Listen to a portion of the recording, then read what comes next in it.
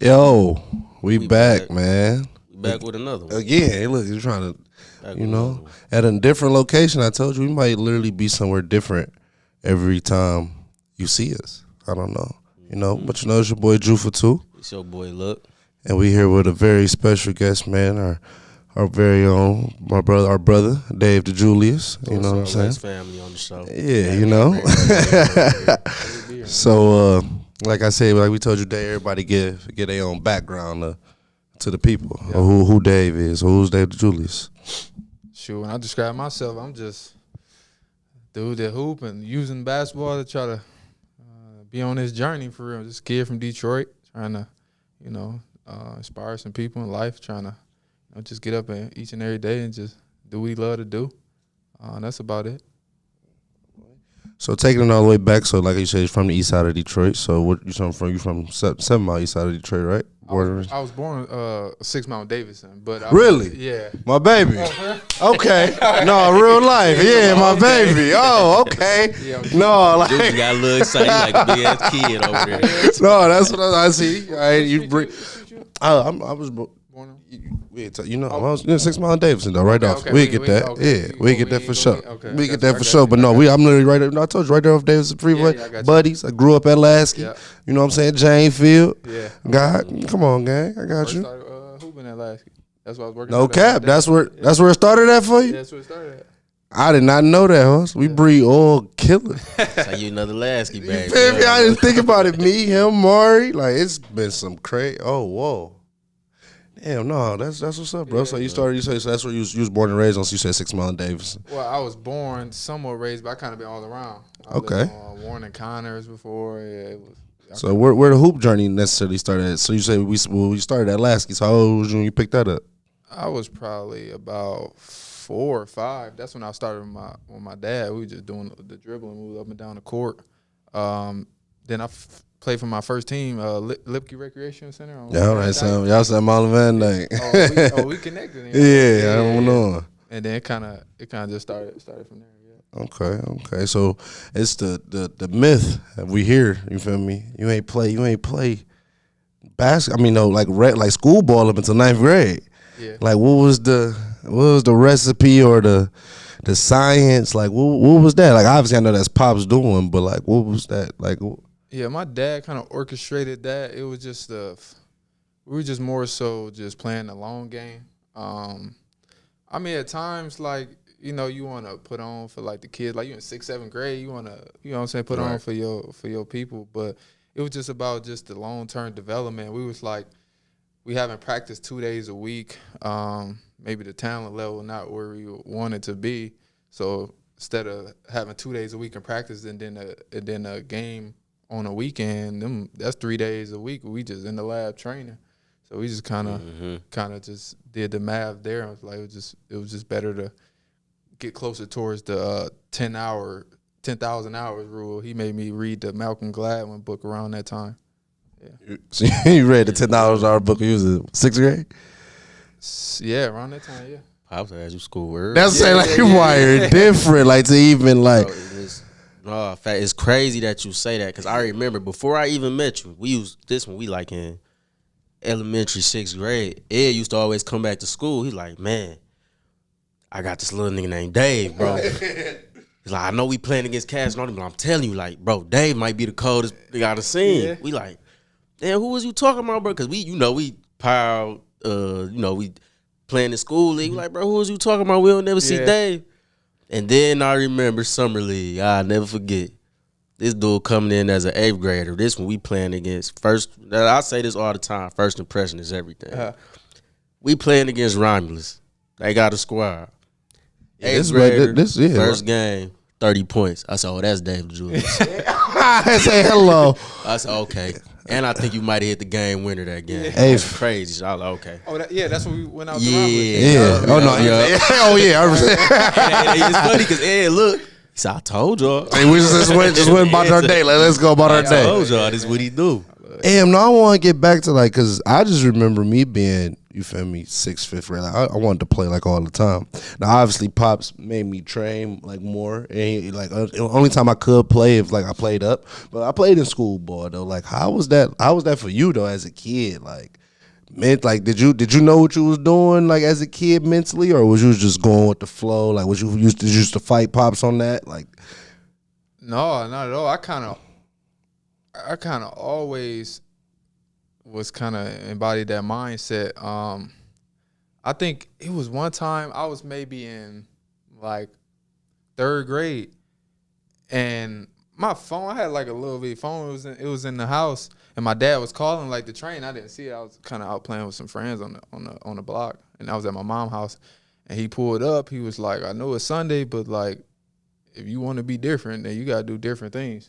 Like, you can't be out here right now. You gotta be training." So he kind of always was kind of still there in me. So, I mean, it just always was who I am. Like, I didn't feel like I was, like, deprived as a kid or anything. Like, just what I wanted to do.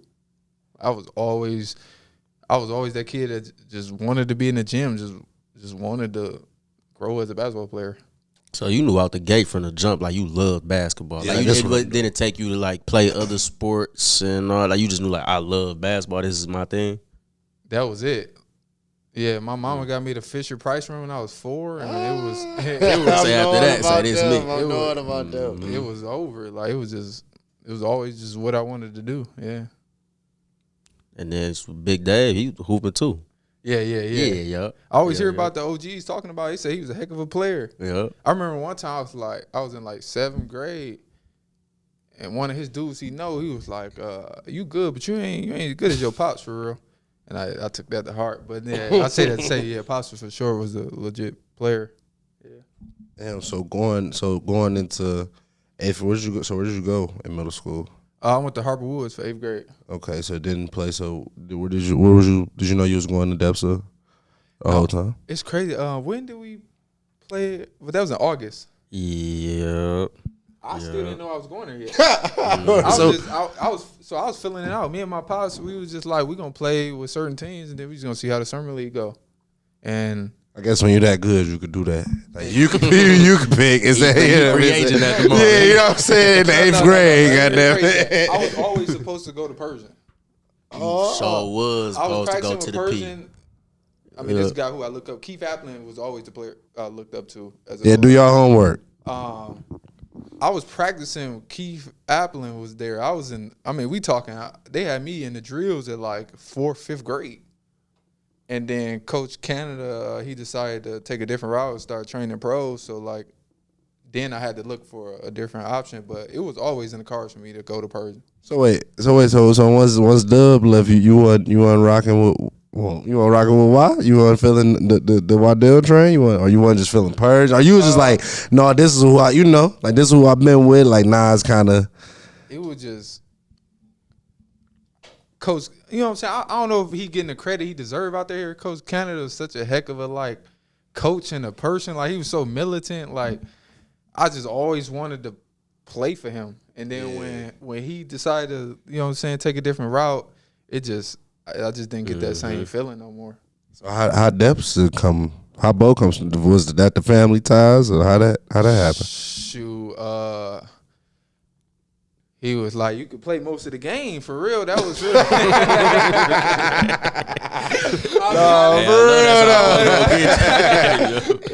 I'll be honest, but even more so that he told me on the vision of just to kind of school with what we was wearing, shirt, tie, blazers. Yep, academics. I'm in a group chat with these niggas think they graduated from DEPSA University. Like they got a degree. They got a degree. They got a degree from DEPSA University. So. Not a high school diploma. No, they got a degree. PhD. I saw all that. So I graduated from East English, but all the people I keep in contact with from high school is from DEPSA. Oh no, y'all a tight knit group. Tight knit group. They're my babies. I love DEPSA babies. I love DEPSA babies, but they just think they worse than y'all worse than Cass niggas, man. As far as how smart y'all think y'all are. I don't even think that. Look at it. Yeah, that's a little. We just. I don't know, bro. We our own little gang. We just. But if you look at everybody like just solid dudes for real. No, definitely. Business savvy, like, you know what I'm saying? It's a that is culture facts. that was established. Yeah. Yeah, so you say so like that's how he was just persuade you to about he's gonna play all the games. Then you went to who was you playing with in that summer league? That whole summer, who was you playing with then? Like who was the options? This nigga had options. He had decisions in 8th grade. It was between Depsa and Farmington. I think it came down to them. I think. Back in. So this was. So Farmington had That was Hardy though. Was Amari? No. Mari Hardy went to North Farmington. No, he went to North. You think about Farmington? It was Coach Porter was there. Okay. Yeah, I think it was Farmington. So Yeah, who did? Farmington Hills, but Coach Porter, Tawan Porter was there. Yeah. Oh, okay. TP. Yep. Okay. Yeah. So it was between them two. Yeah. And then Debsa just got the nod because of the. Yeah, and then just the vibe of the team. Like, I had just meeting them, and then Ed, who I knew was there. You know what I'm saying? Then we had Will Weems coming over. Yeah. It was just like, man, I just felt at home. Felt at home. So that freshman year, you came in rolling like hot. How was that? Like stepping in, and then y'all was what all juniors leave? When Dave came, I was a junior. I'm saying most of y'all was junior. Will we you ain't can't have a lot of seniors. We had like probably 3 seniors on the team. Yeah. We was a young team. Young team. We was young. Yeah. So you was like a young team, young leading a young team. Like how was that coming in 9th grade? Like bro, that was a lot of pressure on you. You feel me? And you was in the media a lot. Well, the Michigan media a lot as you feel me, a 9th grader. Like it was smooth because I feel like it was just like we were just like all boys. I feel like, and I don't even think they noticed, but I always looked up to them. So it was just like. I don't know. Yeah, that's mad respect, you know what I'm saying? Like it was just him, J Mo. Then you had Octavius. Hey, I always tell people, there's one dude I would never get into a fight with. He with us. I swear to God, is with us. Yeah, him. But it was just a vibe. My boys there. And then, like I said, all the dudes I looked up to was on the team, and they always welcomed me. So it was cool. And I say too, like, it's crazy that you said you looked up to us, because as a freshman, you set the tone, and that's something, kids. I'm telling y'all right now, this dude came in as a freshman, never lost a sprint, first one in the gym. You the last one to lead the gym. I'm taking bro to crit. No, drop me off at the gym, leave. I gotta get another workout in. But you set the tone early, so you saying you looking up to us, we looking up to you. Like, damn, it's a whole nother level of, like, you the first one I really got to see. I was like, nah, this what it take. I knew you was gonna be a pro. No, this real life. No, real life. He not Jeff, and one like Leaf, because you know we always have basketball talks. Like one of the things my boy always bring up about you though, bro. Like, and I I didn't see, but like I admire though, which is from the stories, is your work ethic, gang. Like he had told me about a story. Like he had picked you up from a gym. Y'all had went to like either a summer league game, picked you up from Joe D, then dropped you back off at Joe D. Like, and you was like in the 10th grade, like that type, like to have that type of motor and work ethic, bro. Like I commend you for that though. You know what I'm saying? That's all you, as far as you got though. This one I knew you was crazy though. We had a 6 a.m. practice during the season. This is our first 6 a.m. practice. Everybody walk in the gym sleepy, you know, sluggish. We don't want to get up. This nigga walk in the middle of the court and start screaming. Like, I love this shit. Mind you, this nigga, I got a guard. Yeah, like you had to wake up, boy. He looked me dead in my eyes. He said, you like a Scooby snack today. I looked at Coach Bo. I said, damn, we got to do this. I don't feel like, man. You see what he on, man? They called you a Scooby snack? I said, Bo, what we doing? I got to guard him today. That's crazy. But that's what I know. I like, nah, you got to, like you said, just doing everything different. Like, you was wired different. Ain't nobody want to be there at 6 in the morning but him. Yeah, no, for real. And that's when I knew. I thought, this kid going pro. Straight up. I would be in bed right now. Sleep. I was in bed. But nah, this little stuff like that, you got so many stories, man, where I look back like, nah, you was always one of them ones. It's like you going far for sure. That's love.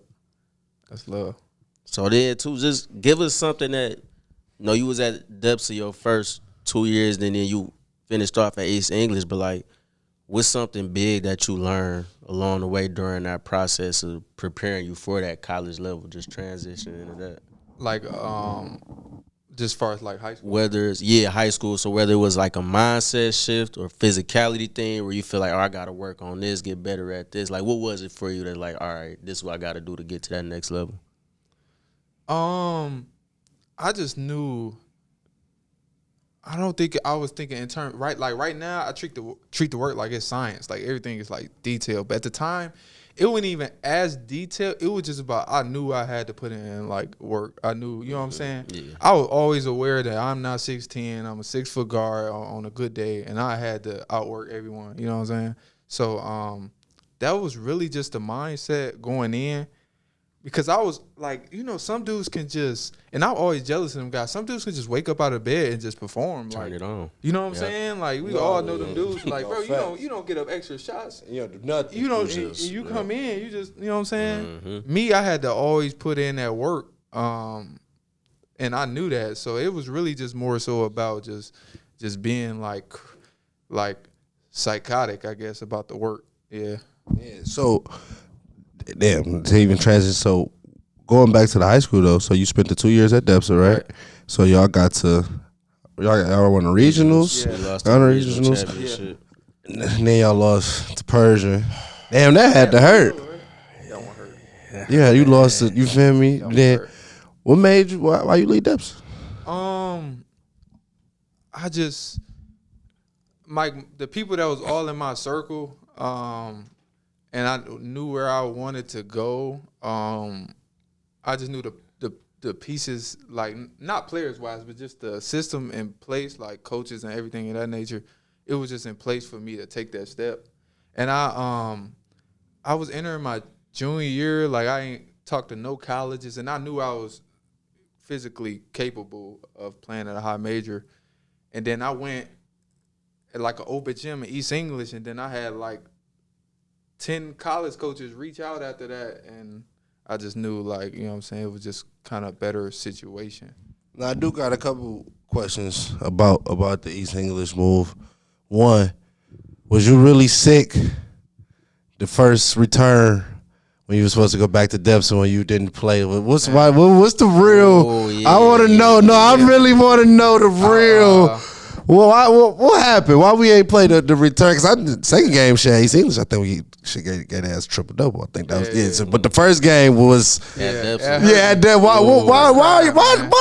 wasn't Mr. DeJulius? That was around the.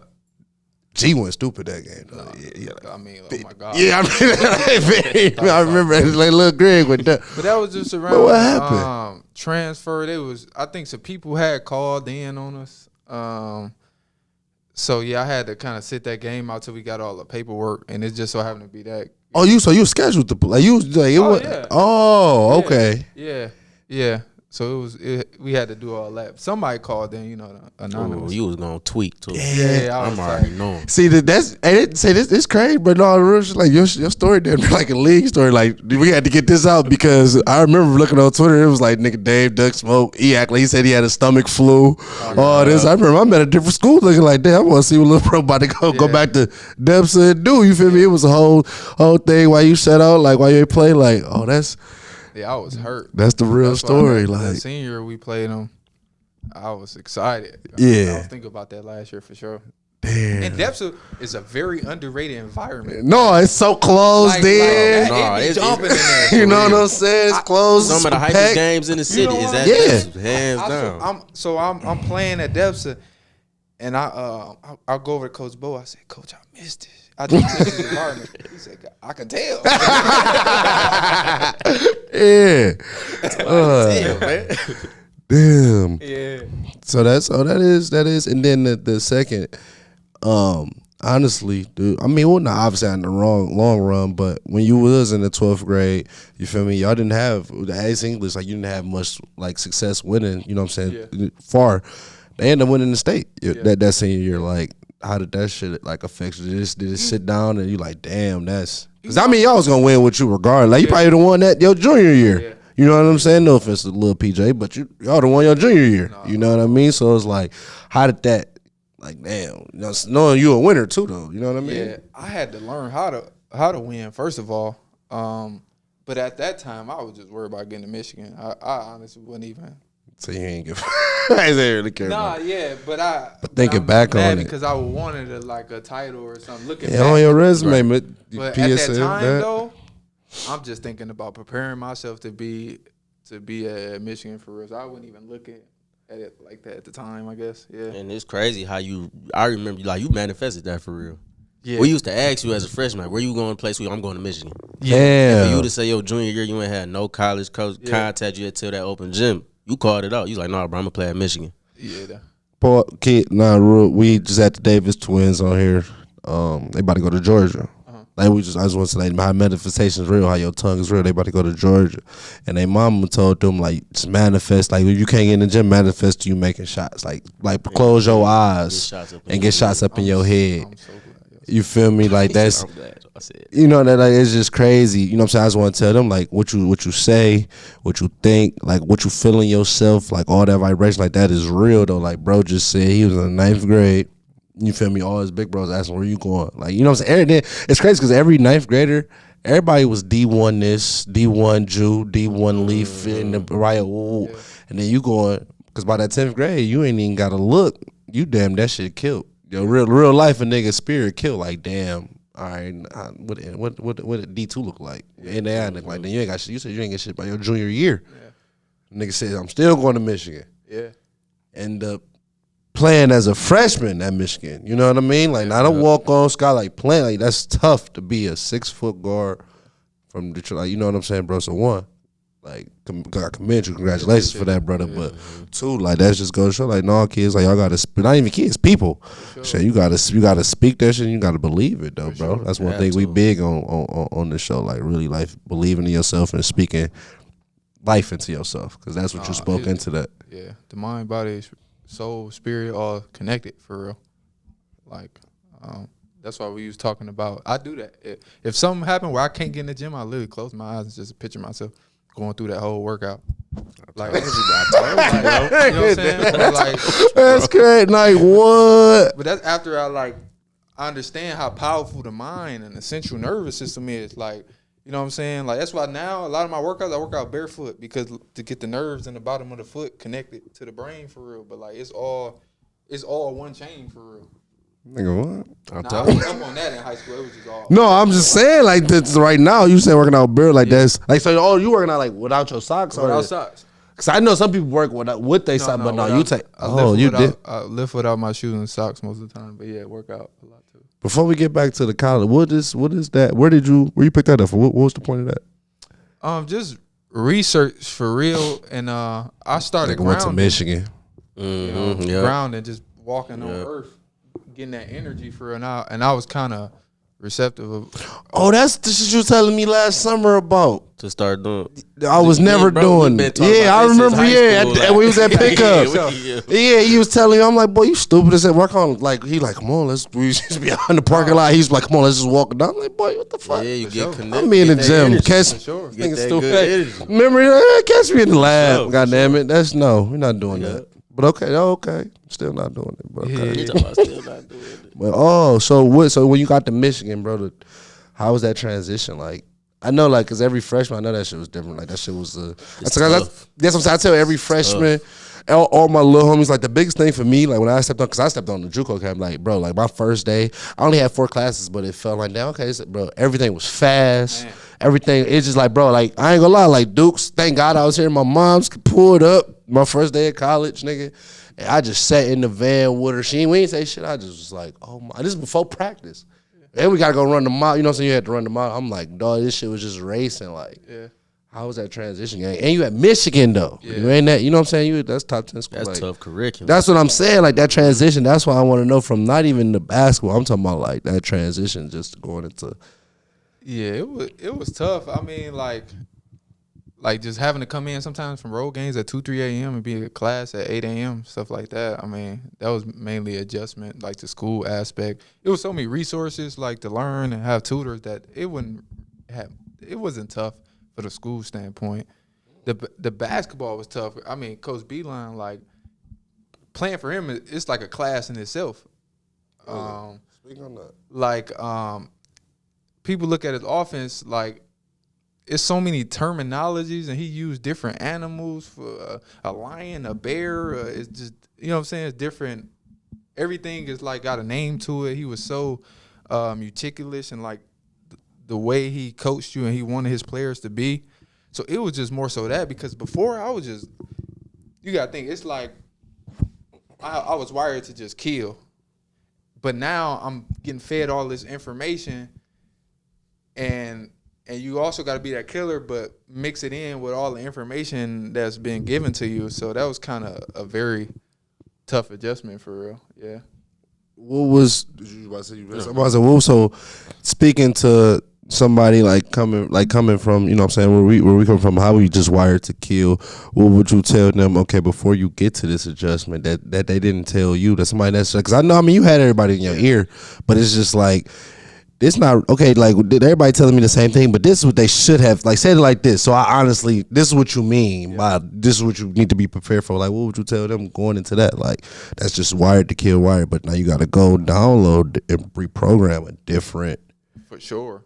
I would say not only work out, but just know how to play. Like, especially being over in Europe, like, I'll watch the youth team, just watch how they practice, and they be learning different terminologies, and they learn the stuff over there that we don't know till we get to college or professional level for real. So I would say just maybe finding someone who been in that situation to kind of get you up to speed to the plays and stuff like that. Because like when you see freshmen play, that means like they kind of was able to put the two together, being a killer and also the terminology. Like a lot of freshmen that don't play, it's not because they not talented enough to be on the floor. Mm-hmm. Like 90% of the time, it's not.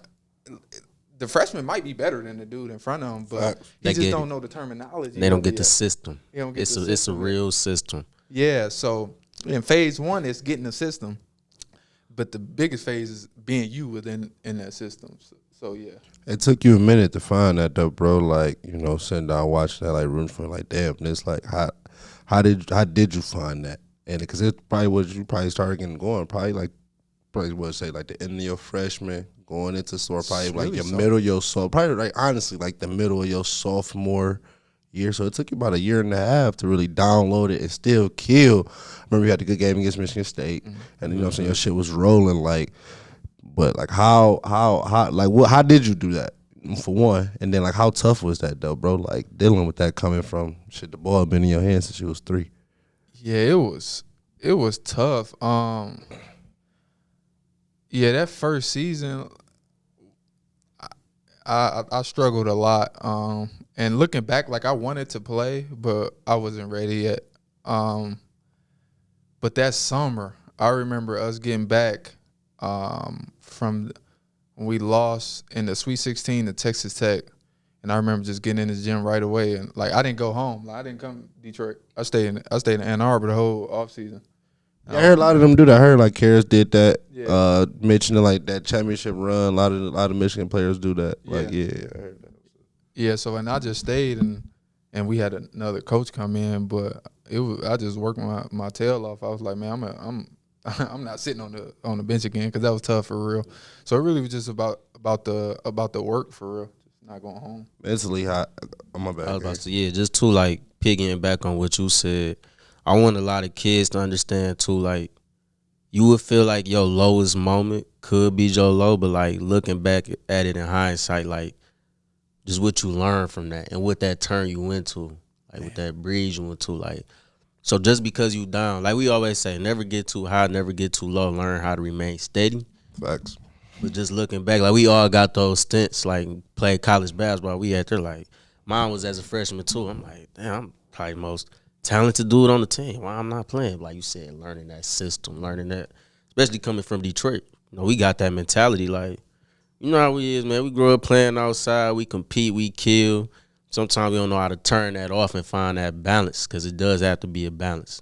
Sometimes we do get a negative rep because of that kid from Detroit. He just wanted to, play how he play. He got this certain mindset. But like he said, just looking back at it, what that turned you into, just being on the bench, that's tough. Sure. averaging 30 a game in high school, and you on the circuit, EYBL, you still averaging 20 plus. You seeing all these top guards, and some of them might have been your peers that you grew up playing with. Like, man, I've been killing him. He playing right now. I've been killing him. So, no, that's tough. But I do want to stay on with you. Just the story I was watching Joe Crawford on when they was on their pod, and he was saying when Jordan was at, was it Indiana? Not Indiana. He had to be Indiana, right before he got Xavier. He was going through some BS, and he had called him, and Joe was like, shit, he was just complaining about school, how you was just saying, like, you got to stay on that path. He was just complaining, like, you just don't know where you're at. He was just complaining and shit. That nigga Joe said, he told him, he was like, how your legs feel? Nigga Jordan was like, shit, my shit straight. He was just like, shit, how your body? You hurt or anything? He was like, Jordan was just like, no, everything good. He was just like, all right, nigga, I'll call you back. Like just hung up. You know what I'm saying? Like, what you really like? And then you'll be in the moment thinking you failing, not knowing like, damn, I'm really killing this shit. So it's always your perspective. So that's the main thing I got out of that conversation. Like, nigga, you just looking at it wrong. You know what I'm saying? I know like this shit kind of jungled up right now, but you gotta look through the blind, how you said. Yeah. You in your best spot right now. You think you was at your worst spot, but you in your best spot. You know what I mean? So that's what I want to ask you too. Like, was it like because I could look back at the exact moment, exact game where like I had my silver lining moment. Like, did you have an exact moment where you felt like you was at your lowest point during that, and then something just twitched like in your head, like, all right, nah, let me figure this out, or I'm on the right track? I hit so many lows, I would say, in college, and highs as well. Yeah, lows would just be, I think that first game of college, right? So it didn't even register to me that I wasn't getting in the game. Like I don't know how many minutes I was going to play. No, I know my first DMP. You look, I swear to God, like, look at your shit on. on. You know what I'm saying? Like, you know, I'm play, but it don't even. a play. Play your right. like your inside your mind that I'm not getting in right now. Right. Yeah. I know the feeling. Me too. See, Still have my shit on. I'm like, no, it ain't over. We got overtime, something. Man, the whole first half I ain't get in. I was like, dang. And then like 10 minutes left in the second, I'm like, what is going on here? You know what I'm saying? And I think so. I don't know if it's like that now, but as soon as you get in the game, you can't redshirt. Yep. So I thought it was 4 games. So D1 is like your clock. So as you, she's this and us different. You know what I'm saying? Different levels. Like, you get 4 games, you get a certain amount of. It's like a certain amount of minutes, but the clock is different on the Division 1 level though. Something like that. As I'm saying, y'all clock is different. Oh shit! So you thought about redshirt? No, because it didn't register to me that I wasn't gonna play. So then Coach Beeline come to the freshmen with like a minute left in the game. We up like 30. He's like, I want to make sure you guys want to get in, because if you get in, you can't redshirt. I'm like, bro. Oh, he real for telling y'all. No, that's real talk though. Like, yeah, but you gotta think, an 18-year-old kid like, fuck redshirt. Yeah, fuck red. I'm out. Like, get me in here. You know what I'm saying? But yeah, that probably was my low. Just DMPs, like not playing. You know what I'm saying? And just showing up and looking at my peers, like my freshman counterparts that wasn't playing, we were just miserable because it was our first time not playing. You know what I'm saying? It's tough to go from quote unquote being a man where you was at to now you just sitting on the bench. So like, who was you behind? That freshman Xavier. So he was behind all Big Ten. And that was like, as far as like teammates, he's the top as far as like the effect on like who I am as a person and my That's game. real nigga, bro. That's real like life. We still keep in contact. Like, that's forever gonna be my big homie for real, because he was kicking my butt in practice for real. You know what I'm saying? Just because I didn't even know terminology, so they backdoor cutting lobs. You know what I'm saying? I don't know what I'm doing. But after he killed me, this how you do this. You know what I'm saying? Then we go to practice. He'll get the better of me, pull me to the side after practice. This how you do this. So not only was he, you know what I'm saying, dominating practice, but he was showing me, you know what I'm saying, that leader, like, you next up, you know what I'm saying, coaching you up. So Learning from that was tough. Like learning from all Big Ten, like that had to be special. You know what I'm saying? I had a nice team. Didn't y'all had DJ on that team? He went to the league, didn't he? No, DJ left a year before I got there. Yeah, okay. Yeah. So nobody from that team got drafted there. No, Jordan Poole. No, you play with JP. Yeah, Isaiah Livers. That's what I was thinking. Isaiah Livers. I was thinking Isaiah Livers. College, did y'all like JP? Like you knew? Yeah, he was playing. Like, did you know he was gonna be? Oh, he different. So crazy. I got a story. We in Spain. This is you get your study abroad trip once every 4 years. Mine was heading into my freshman year, and I ain't know JP. You know what I'm saying? He just uber confident. Like you know what I'm saying. So he wasn't playing. They weren't playing him that much in Spain. I guess he's like, man, I'm out of here. I'm like, what you transferring? He like, I'm going to the league. I'm like, cool. You know Yeah. Okay. He was just always like just confident in himself. Like, you know what I'm saying? He worked obviously, but like he just always had that belief for real. So about the middle way of the season, I'm like, yeah, he going. Yeah. He going. Yeah, for sure. Damn. So wait, who else was on that team? So JP. Who else you had? Isaiah Livers. Iggy, left-handed. Got some little league, like he was decent. Yeah, he was cold. You was with France?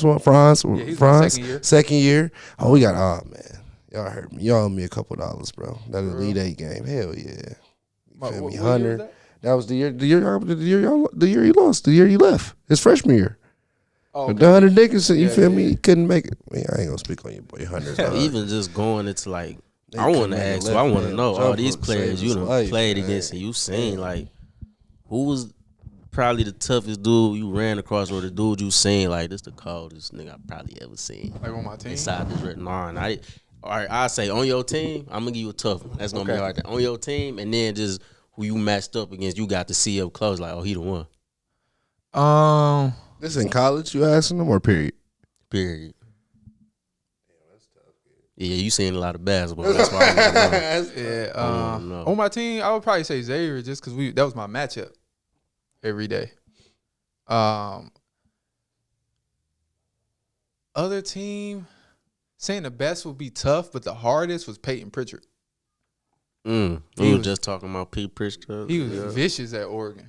Crazy. Yeah, I knew he was a pro when I stepped. He was crazy. He was cold. He was always cold. But wait, JP. I mean, Xavier crazier than JP. Yeah, because Xavier he take practice serious. I see what you're saying. JP coming up. JP's like, yeah. I niggas can't fuck with me, but I know the vibe. But no, so going into that freshman, how was that trade, bro? I ain't gonna lie, bro. You went through a lot of mental feel like you had to train, you had to reinvent yourself a lot. Yeah. Just in 2 years. Yeah. Cause you had a whole new terminology, whole new system, whole new program. Like, how was that first year? Like, damn. And then you got this ain't just any this Juwan. You got the Fab Five. You know what I'm saying? You got the Fab Five coming. That aura, this Juwan Howard. Like, this is how was that? You know what I'm saying? How was that transition, bro? In the beginning, it was great. Because, like I said, playing for Coach Beeline, it was so many terminology, and then Coach Howard came with the NBA style, just kind of letting us flow. You know what I'm saying? That was good. Then the vibe, like he brought that NBA like chill vibe. Like, you know what I'm saying? Like, you go out to dinner, like, you know what I'm saying? Bro might got some Gucci sneakers on, you know, like, you know, a button up, you know, just a cool dude. So that was smooth. It was just an adjustment because, man, I really wanted to play for Coach Beeline because he had Darius Moore, Trey Burke, Derek Walton, and it was just like a lineage of this point guards, you know what I'm saying, I want to, you know, fall in line with. So, yeah, it was tough in that aspect of just coming in college knowing that, okay, I need to learn this system and be this, and now – I have my exit meeting with Coach Beeline, and boom, 2 days later, I just got to transition to a whole nother coach that might not even see me what was the intended plan on. You know what I'm saying? Because Coach Beeline, he has, like I said, the point guards in place, so he wants his next point guard to kind of follow that, whereas Coach Howard, you know what I'm saying, might have been different, you know? Yeah. And that was what Beeline had. Like that would have been perfect for you. You know, like we watched D. Walt, Trey Burke, like real point guard. But at the same time, he let him off that leash. Like Exactly. when it's time to go kill, Yeah. all right, go be that killer. Yeah, most definitely. He and what I loved about him, he was so honest. Like, so after you had your exit meeting after my freshman year, he's like, yeah, we don't see you starting in front of Xavier right now. We see you backing Xavier up. I'm just being honest, and then we see you taking the keys your junior year and continue with that. You know what I'm saying? That PG kind of line there. And I like that because first of all, he was honest, and he talked so highly behind Xavier Simpson's back to me that I knew that he would do the same to me. You know what I'm saying? So I trusted that. You know, yeah. Damn. No, that's how I love. I never even. That's deep thinking though for like a kid going looking for a school. Like, how does a coach talk about his players to you? Exactly. You know what I'm saying? That's just a simple reflection. I had one, how you talk on me, how you gonna treat me, like, you know what I mean? How would you even talk about his players? So that second year, well, that was the deep tournament run, right? Was Coach Howard first year? No, that was your. You was gone. Yeah, COVID stopped us. Yeah. Okay. Yeah. COVID stopped us. Ran into COVID, and then you. So why you bounce out? Was it the you are a baby? I gotta ask the real question. I'm back to the basics. Was you thought Josh was coming, and you like, nah, this shit ain't. Nah. What was the real reason? That. I hit up Coach Howard. It was this place called, was it Savas? I think I think it's Savas on State Street. I was like, Coach, let's get a meal. I want to chop it up. Just about how you view my game and just about the future, the direction, like what you see me as. Mm-hmm. And so I went in there, asked my questions and things of that nature. And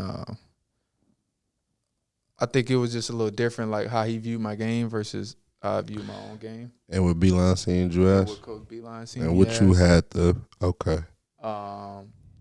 But it's not like people like think it's bad blood. Like me and Coach Howard, like, I text him sometimes from time to time. You know what I'm saying? He reached out to me during one of my low times before. Like, you know what I'm saying? It's always mad love. Like, it was just a understanding of he coming from the NBA, he probably got his different philosophy, whereas I came in a certain system where it was supposed to be this and it wasn't that, and it just didn't work out. Yeah. So so like transition from Michigan. Hey, what was the options once you entered that transfer portal, and then B, like what made you pick Cincinnati? Like, this is it for me. It was when you hit that portal, it get crazy. Like, everybody be calling, but then I immediately cut it down. It was Cincinnati, Iowa State, Marquette, and Missouri. That was my 4. And I just trusted the staff more. They knew my people a little more. Mm-hmm. My high school coach was in one of the assistant coach wedding. I had the opportunity to kind of be myself, lead a team. It wasn't that far away from home, just a straight shot down 75. So, yeah. So that's a second transfer. So you did it to them. So you just repeated your high school shit. Like, you know what I'm saying? You was a sophomore, just suddenly like, you know what I'm saying? Same thing. So how was the Cincinnati journey, bro? You spent 2 years at Cincy, right? 3. 3. Oh, because of the COVID year, right? Man, my college career was tough. So first, bring it back. So I come in under Coach Beeline, right? I wake up to like a ESPN alert. John Beeline reached a 5-year deal with the Cleveland Cavaliers. I run into I'm rooming with one of our managers and my teammate. It's early. I wake them up, yo. Then we get a text a few hours later, like, yeah, you know what I'm saying? So it's like, boom, like that. Damn, so y'all didn't even. No heads up. ESPN let me know. I woke up to it. Sheesh. Then Coach Howard. I said, okay, you know what I'm saying? I'm not, it was just different. Now I transferred to Cincinnati. The coach get fired. So now I got a whole another coach. Yeah, okay. Yeah, it was tough. But it ended up making me who I am today. But no, but as a point guard though, like that's the biggest That's the biggest relationship I feel like a coach has to have. Like, kind of, I mean, other than your star player, but like, you know, like your point guard is really normally your best friend. You know what I'm saying? And you as, especially in college, the comfort. I wouldn't say the comfortability, but like I guess the what's the word I'm looking for? The relaxed. All right, it's like it's a word like, but you just feel more comfortable when you know who you playing for. Like, damn, you was guessing that. You was guessing all 5 years. I kind of had the same story. It was kind of my fault for the trade, but no, but you was guessing. Not even.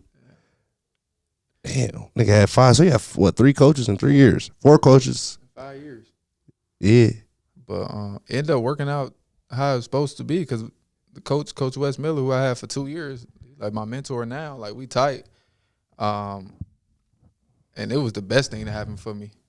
Like man, like I'd be trying not to talk about him too much because I get emotional, but like you gotta think like this after a year out and transfer, I was battling with so many injuries. Mentally, I was down. I had to step away from basketball for a second. And I ain't have like no success really yet at the college level. And he pulled me to the side. He like, I believe in you. Like, it's not gonna be, you know what I'm saying? Every day not gonna be perfect, but like I believe in you, and I just want you to know I'm in your corner and I'm riding for you through the highs, the lows, the good and the bad, the mistakes and all. And that was the first time. It's kind of like, I ain't gonna say like father figure, but at the same time, it's like, if a dude grow up without his dad and he finally get that man security to be like instill that confidence in him, it just like he just like unlocked my whole game. Like it was like what I needed at that point. And you can see it too. Yeah. Like watching you that junior senior year when you picked it up, I knew. Yeah. But just having that being the reason behind it, that's deep because, like you said, man, just to hear that I believe in you. Yeah. As college is a lot of politics. And, like, you don't really get that. You have good relationship with coaches, but at the end of the day, it's always going to be politic-driven, no matter what. So to have a coach literally pull you to the side, like, man, no matter what, like, I believe in you, I know that turns you up mentally. You just spoke on something, Brody. You had said you had to take a step away from basketball, usual life, going through a lot. You actually the first person, we about to start a segment on the show, you actually the first person to do it. We know we like, and I'm assuming this is when you do it. Like, but what's that moment you took like all of everything like back to the basics?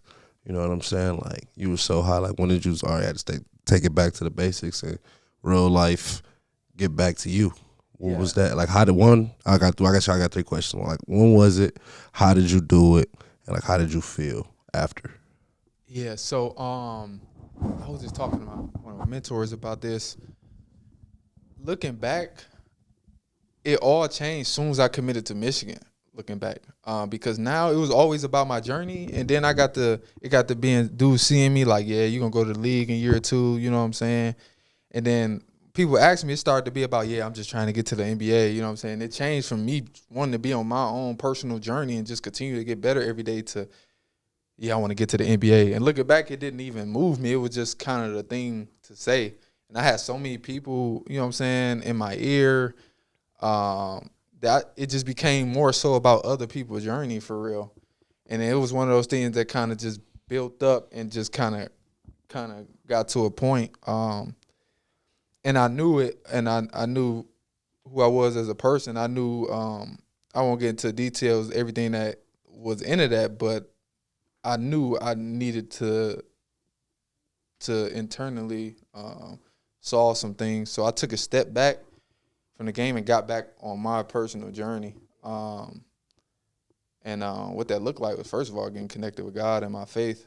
That's first and foremost, everything that I do.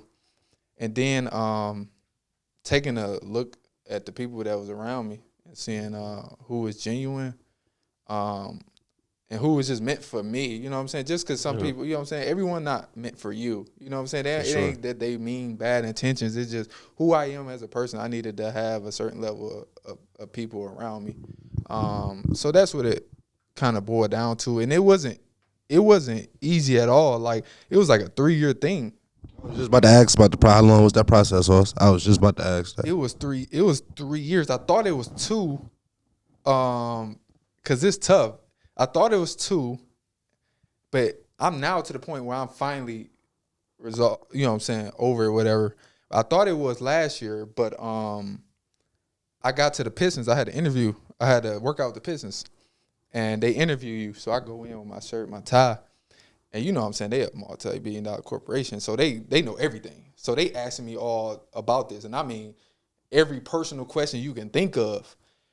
And man, after that, you know what I'm saying, I held my own in the meeting, but after that, I had to go step away into the bathroom, get myself together. I'm like, man, you know what I'm saying, I quite not over it like I thought it was. I just put a blanket over it. I had to get myself to, I had to,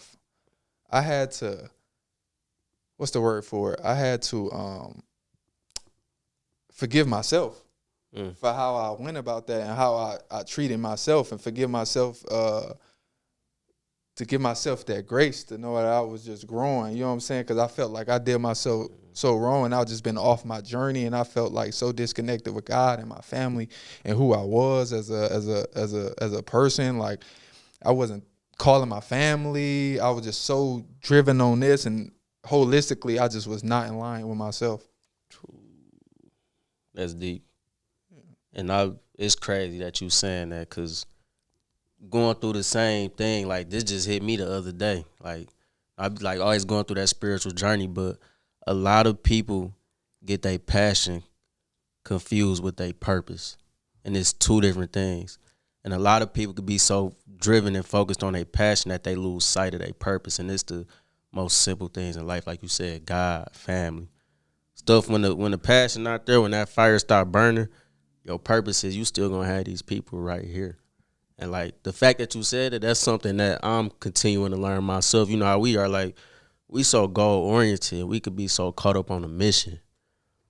But at the end of the day, and you looking at it from a bird's eye view in hindsight, the mission is the mission. Yeah, we gonna get it done, but you can't get lost in that shit, because it's easy to get lost in. And you lose sight of what's really important.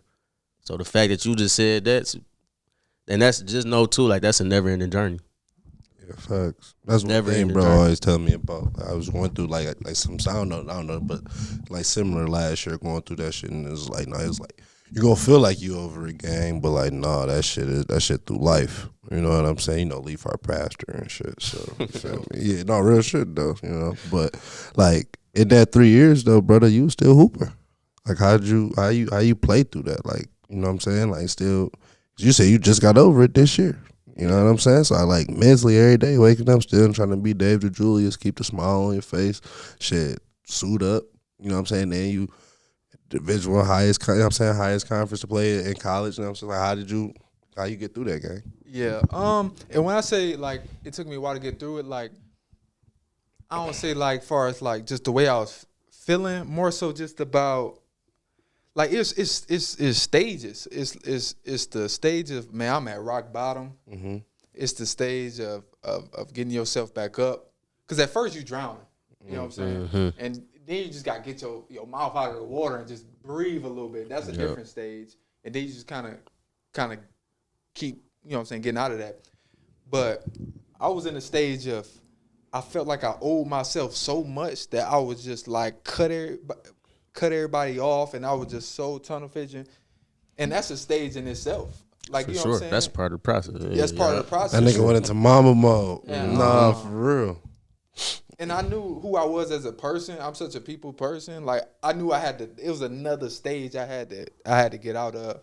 So it was that process where like I wasn't a good friend or nothing, because I felt like I owed myself so much that I wasn't hitting nobody back or anything like that. Damn, that's tough, bro. That's tough. So you finished at Cincinnati, and then so you tried to go. So you had to work out. Like, who are you at workouts for? So obviously you had the Pistons workout. What else you had? And Philly. At Philly and Detroit. So how'd that go? Let's speak to that. So Detroit, it went good. It was my first workout, whereas the other guys was on the 8th. So I wasn't conditioned. Like, you can try to simulate the conditioning, but it's different once you get out there. So I feel like my condition level wasn't there, but I did perform well. And it was just cool, just like, dang, I'm from Detroit. Like, yeah, you at the spot. You know what I'm saying? Yeah. That's a kid's dream. Yeah, like you get put up in the hotel, they come, you got snacks, your name all on it, you know what I'm saying? Like, that was just a cool experience in itself, and then just to see the facility. I did really well with the Philly one. I think I dominated on all levels, and that was good because I was like, if nothing comes from this, then I know I gotta go overseas for real because I performed so well. Mm-hmm. So yeah, it was good just the experience itself, just to see them kind of organizations, businesses behind the scenes. So in those workouts, it's you and a couple others, or is it just you? Like, how is that? It's 3-on-3. So you just Full court. just hooping? Yeah. They test you like your win, like everything is Okay, so like, do they like you don't got to go through like they don't put you like through no regular drills, nothing. They just 3-on-3, you hoop and come on. No, you go through some semi drills in the beginning, but for the most part it's full court. You just hooping. Damn, 3-on-3 the whole time. That's the only one, no 2-on-2, no 1-on-1, just 3-on-3. Yeah. Damn. And that's crazy. I remember too. I remember we had a talk, and I want to say I commend you for this too. Cause I remember we had a talk, and it's kind of going back to what you said. And I was asking you about that, about like the league and all that. Was your mindset behind the league? And you was telling me, man, I'm getting an NBA. I brought up like, how you feel about overseas? You like, man, I ain't really thinking about that right now. And I knew it was gonna click for you too, man. That's why I want to commend you, and then we can actually like kind of transition into that, cause I know you learning so much, experiencing new cultures, and I know that's another part of your spiritual growth. Just that journey in itself. So, how is that? Just getting out of the States, and now you was in Greece, yep, and then you was in Germany. In Germany. So, how was that? Like, what's some of the things you learned just being out there? Yeah. Well, first, like, just say what you said. I was so scared to go overseas. It's funny because I was hooping with Marco a few days before that. He was like, every time he go, he tell himself, you can't go back. And I was scared, man. I'm shaking on the plane like, man, what? You know what I'm saying? Like, and then I just said, man, but I knew what I had been through during COVID and stuff. And I knew, like, in order to take that step as a person, as a player, what I wanted was on the other side of that water for real. So I had to go. And, man, I fell in love with it. I caught my vibe out there. You know what I'm saying? Like, bro, I was in Greece. Like, Greece, the weather, it's 75 and sunny, like, in the middle of December. Like, you know what I'm saying? Like, I'm dipping my head in the Mediterranean Sea before practice. You know what I'm saying? Like, it don't get no closer than God than that, for real, just being the only one out there in the sea. And then just have an opportunity just to play the game I love and experience different cultures, different foods, having teammates from all across the world. Now I got friends from Greece, from Germany, from Latvia, from Serbia. Like, you know what I'm saying? It's crazy where this basketball can take you. And like, looking back at it, like, I was supposed to be like doing what I'm doing right now. Yeah. Exactly where you need to be. Exactly. Can't write the script no better. Yeah. For sure. So you're overseas. So how did you play? This your first season? How did your first season go? It went great. Yeah, it went great. I had a lot of success over there. I played really well in Greece, and then I had a contract buyout as available if my agent was or a team wanted to kind of facilitate that. So I kind of took another deal in Germany. Okay. So yeah, it went good. Played in two of the top leagues in Greece and Germany. They like two of the top, I think, 6 leagues in Europe. Oh, baby. So it was a great experience. The one thing, like a couple things, like I said, we always, I guess you call this an educational pod for basketball and life as well, but not for the hoop. What's the biggest transition you can give? Like, if you're trying to get over there, this would, like, you know what I'm saying, you talking to that 22-year-old, 23-year-old that's trying to get, like, all right, this is what you need to do, little bro. This is what you need to get right. All right, this is what you need to expect. Like, this was my biggest transition. What would you get at? What would you tell them to that? I would say who you are as a person, as a teammate. It goes hand in hand with who you are as a player. I was talking to one of my guys, Troy Capain. He played at Cincinnati. He's making a killing in Spain right now. I called him, like, you know what I'm saying, what to do before I get over there. He said, engulf yourself in their culture. Learn their culture. Go out to eat with the native people. Learn who they are. So I would say just kind of engulf yourself in the culture, even if it's not Europe, just engulf yourself like with your teammates and the environment and the coaches, and having a mature mindset. meeting with your coaches once a week, going up in the office. Don't be one of them players who never go up to the office. Go sit down and talk to at least one of your coaches every other day. Go out to eat with your teammates. Get to know your teammates. Shake hands with the donors when you're in college. Build them type of relationships, because those are going to be relationships that you're going to hone in on for the rest of your life. So yeah, that's probably the advice I have. That's big. Like, shit, not even. Should niggas take that advice out of high school, 8th grade, college now? What you just say? Everything you just said, that's big. Going out with teammates, build a relationship with your coaches. Like, wherever, if you were from a new city, being golfing in your city, but how we was talking about for the country and golfing in your country, but no, like, I appreciate you got a lot of jewels, a lot of gems, bro. To be young. How old you? 20? 24. You know what I'm saying? You would think you're 34, bro. You know, Man, he already been ahead of his years. Yeah, sure. So I commend you on your journey, bro. Keep going. Don't stop, gang. Don't stop. I know you've been through a lot, but shit, we just getting started, brother. You feel me? We with you. You know what I'm saying? We're your biggest fans over here, though. You know what I'm saying? We ain't laying your name down in the city, gang. I got you. We not laying your name down in the city. We got you, Tom. But no, we appreciate you stopping by, though, gang. Like, you got anything for your baby? You already know how it is with us, bro. Just keep going. You know, I'm just, like I always tell you, your story and what you're doing is inspiring us. Like, your work ethic, I seen you put in with basketball. I apply that to business, everything, bro. Like, to life in general. I got to see you work hard firsthand. So keep going, bro, because you would never know who watching. And it's that simple. Like, you would never know who watching. Trust me, we watching. So keep going, bro. Oh, man. Before we get up out of here, you know, we got to shout out the sponsors, bro. So, but today, I'm rocking the Money Intangibles. We always lace with There's Only Us Clubhouse. And then it smells very, very, very lucky, oily in here. It's a beautiful smell. So make sure y'all tap in on all levels. Man. All natural, man. And then, like I told y'all, man, you need some life insurance. You really want to get serious about your life. You're looking at the #1 life insurance agent in the world. Is that like a fact? Or no, I got to give myself that promo. Okay. But I got the best rates. That's a fact. Oh, we can look that up. Real life, get on me. Real life. No, I'm just I'm dead ass. I got a plan for you.